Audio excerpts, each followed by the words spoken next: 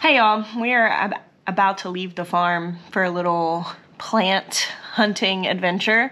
I'm waiting on Katie to get ready, my sister-in-law, and Benjamin's gonna go with us, but I was gonna show you kind of what the morning has been like. This morning I've just hauled all of these strawberries. The local farm store had local strawberries on sale, and so I bought 4 of these containers. Here's all the tops, which these will go out to the chickens. And I'm gonna make jam and just put these in the freezer. I gotta wash them off and stuff, but I'm gonna do that here in just a little bit. Right now, I'm actually taking these wildflower seeds out to my dad. So it's a very warm day on the farm. The high today is about 84, like 28 Celsius. So definitely getting into those spring temperatures here in South Carolina.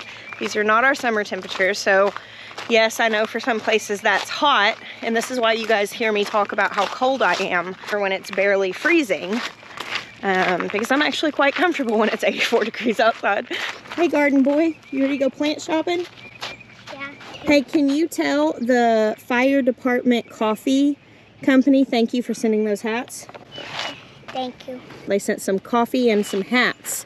I told Ben that hat is by a company, they roast coffee and they help firefighters. That's cool, huh? Yeah. He said, well, can I have it? I was like, yeah, sure. We get really cool fan mail often, and Jeremiah and I always share the love. So sometimes the kids will see something that they really like and they'll snag it. I'm pretty sure my dad's wearing the other one of those hats. So here, I'll give you guys a little look. Dad has said he's made my property ugly. My dad's been here for about a week. He got here about a week after my brother did. And he's coming out here to start work. He'll be back this fall. He's gonna be helping us because we're contracting our own house build, and he's gonna be working with us on that. And then he's going to be building his own house over here. And right now he's been, I don't know, he's probably done like 100 hours on the traco the last week, working on some different things over here. So my beautiful epic tree, which I love, it's very special to me. Some of you guys have heard that story. It's actually a little bit sick. Trees take a long time to die. So even if this tree was kind of at the end of its life cycle, it would probably still stand for decades. But we noticed that it was a little sick on one side. And what happens is when a tree is struggling, then any plant, when any plant is struggling, it becomes just the first target for pests. And so not only was the tree kind of struggling, it was also having pest damage. I'll show you guys. And what we felt like was that the fact that it was here and the pond was kind of basically creeping back, and all the water that diverts from these properties was just flowing down right next to this tree. And we felt like it might help to kind of build up some around it. Obviously, this is a little rough. This is still gonna have some finish work, but you can see my epic tree is a little sickly over here. I'd love some feedback if you are a tree person, if there's anything that I should be doing to elongate the lifespan of this tree. It's still obviously, I mean, it's sturdy. This isn't great, and we're hoping this will help. There was an area back here where a previous owner had kind of dug that out, hoping to kind of make a spot to water cattle. And it didn't really drain right, and it was stagnant water. And a place like that on, you know, in any property, if you've got stagnant water, it's a breeding ground for mosquitoes, and it's also just like the perfect place for snakes to be. And that was right here where our shop is gonna be. Our home that we're living in is right there, and the house we're building is right here. So we don't really wanna have a mosquito breeding ground and a snake sanctuary right here by such a high traffic area. So one of the things that we're doing is filling that back in while making some drainage, basically where water can come through that area with some like culvert pipe type things.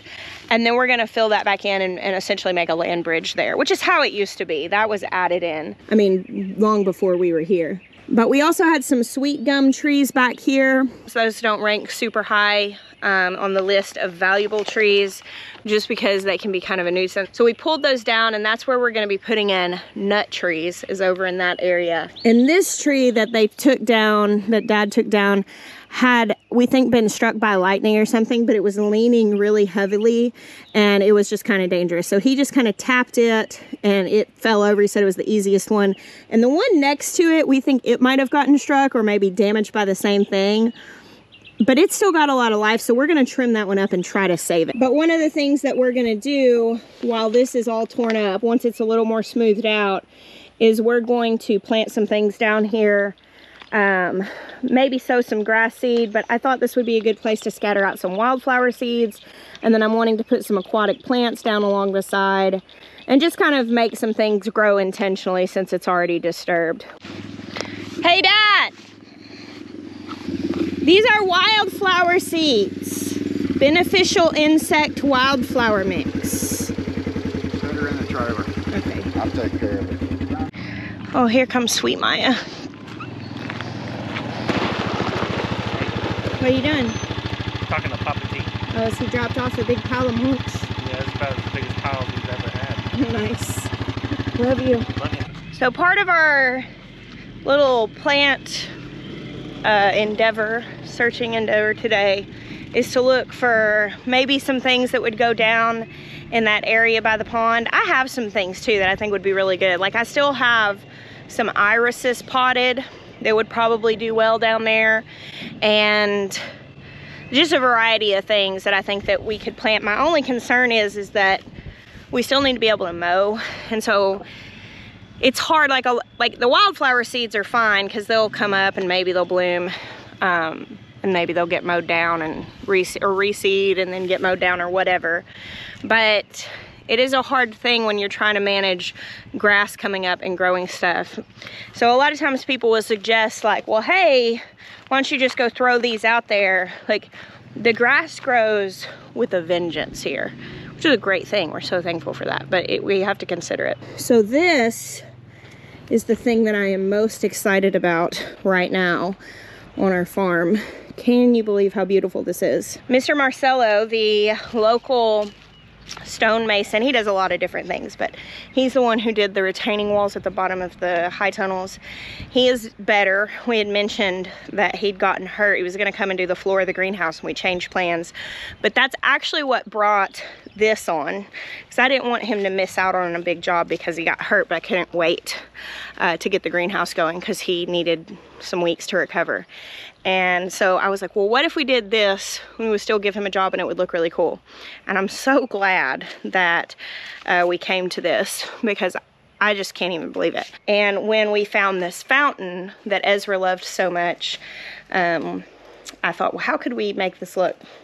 And I'm really happy with this. So I'll show you how it's gonna be. Now, right now, all of these are sitting on sand, but I'm actually gonna put some like really good soil in between them and plant them with some sort of ground cover that will you know, hopefully grow through here. So this rock will eventually, you know, be somewhat obscured by a ground cover. And then on the sides of this, we're going to do kind of cottage garden off until it goes off into the potager garden. And in the middle here will be where the fountain is. And we did these little parts that kind of stick out, which this is hard to convey in a camera, but this is 50 inches. So this is like a pretty good little space. And that's where we're going to have a bench on this side and a bench on that side. So basically someone can be sitting and then people can still walk through here without having to like go over a person's leg. So we'll be able to really stop and rest and enjoy the fountain. And this will be sort of the focal point for the garden belt. So it'll go off in this direction and off in that direction. But obviously that water feature here in the middle is really going to draw. I don't have words yet. I feel like this entire garden season, this is such, you know, we spent months. We found this property and I got the aerial shot, and then we came out here a year ago. Last week was the trip that we made out here that you guys saw the announcement video on April 27th of last year. So our willow tree is a year old. We've you know, first laid our hands on this property a year ago. We didn't really start working on it until about June. I sketched this all out, and of course some things have become clearer as we've started working on it. but seeing little pieces that have just been carrying around in my heart become reality, it is the most humbling and awe-inspiring feeling to be like, I've been dreaming of that. Like, I've been thinking of that. I imagined that. And you know, you'll try to describe things to people that you imagine, but you can't really show them. There's always going to be some discrepancy.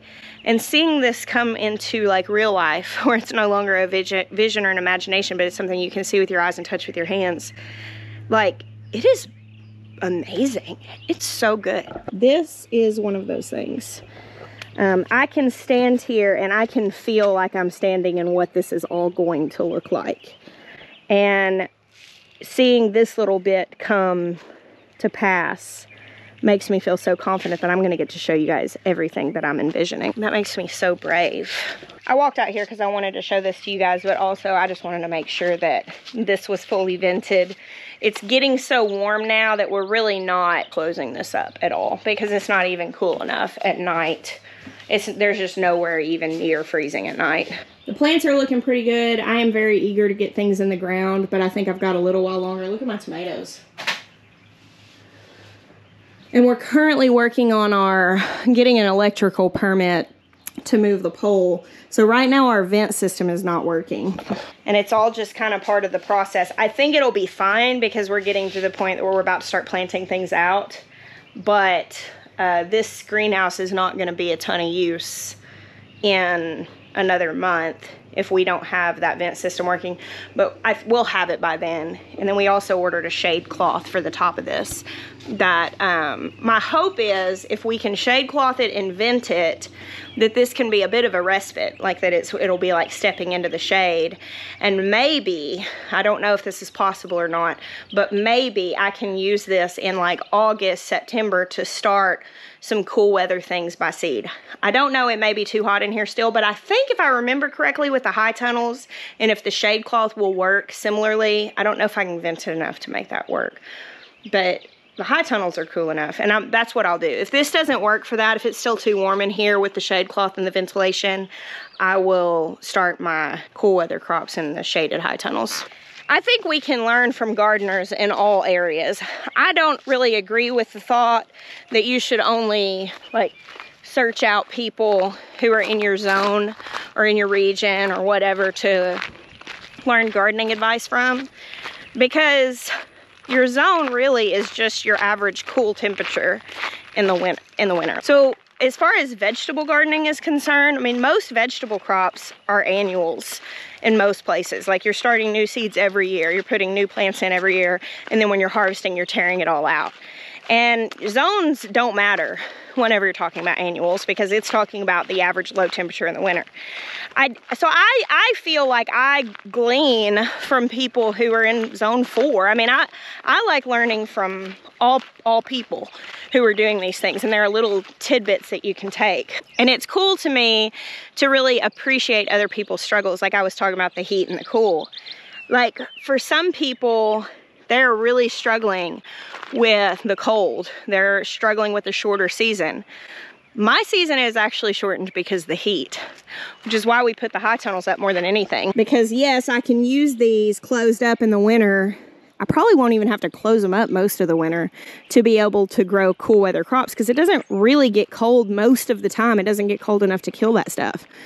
But in the summer, I'm putting shade cloth on, and so this is going to help me battle the heat. Because, you know, tomatoes stop setting blossoms at like 90 degrees. Their blossoms start falling off, 95 degrees. So like 32 to 35 Celsius. And they start to really struggle in the heat, but I can put them in a high tunnel that has shade cloth and grow them longer into the summer. And if I can hold them on, if I can just get them to hold on until the weather breaks in September, late September, I can have tomatoes all the way up till the freeze, which is like November. Oh, nice. Look at this. So Papa T, our neighbor, got the use of a massive dump truck, and he brought this huge load of mulch that we were able to get for free. What a score. But this is a treasure. I called local arborists. So I was really wanting wood chips, because I want to put them where my pigs were to kind of soak up some of the excess nitrogen that's in there, getting ready to plant trees. And then I also wanted something that was more broke down that I could set up kind of like a back to Eden garden. That's our next project this week. I called a local arborist. Of course, those are going to be really fresh. And I just called everybody I could find on Google that is an arborist that works in the general vicinity of where I am. And one guy called me back this week and brought this. Usually they'll let you just pay between $25, $75. Now gas is going up so high, and of course they're driving big trucks. So $100 to cover their gas and time to drive it. A lot of times, if you see somebody working on like trimming trees or power lines near you, go talk to them, because a lot of times they'll dump it for free if it's convenient for them. There is a service called Chip Drop. You sign up for free, and it's signing up for free wood chips, but you can give the option of like, I'll pay $25 to cover gas, which I guess is just like an incentive for them to come to you. But they have to dump it somewhere, and if they're working really close to you, it's gonna save them time to dump it at your house rather than taking it back to their yard or shop. So this guy had to drive it, so we did have to pay him a little bit for it, but considering gas prices and the fact that this load is about 4 times larger than our dump trailer, it was a lot cheaper to pay him to bring them here rather than us take our dump trailer and try to go somewhere and then maybe even have to pay for the wood chips when we get there. This is mostly pine, so it's gonna be a little more acidic, and it's also extremely fresh. It smells so good. You see, these are not broken down at all. This was just cut up just a couple days ago, the day they brought it. So those are largely gonna go in there, but this, there's some big pieces in here, but this stuff is more, you know, what you want for back to Eden. Maybe a little more broken down than this. So we'll probably use the pile we've had sitting for a while before we get into this one. But man, what a treasure. I'm very excited about this. The things you get excited about when you're a gardener. Check this out. So if you watch this video 4 or 5 months from now, you'll have to go look at what it looks like in 4 or 5 months, because it's going to be a very different story. In fact, I encourage all of you right now to take photos of your garden. Go stand out there and get your camera out on your phone and just take a little video, panoramic around it. Take photos from every angle. Take photos.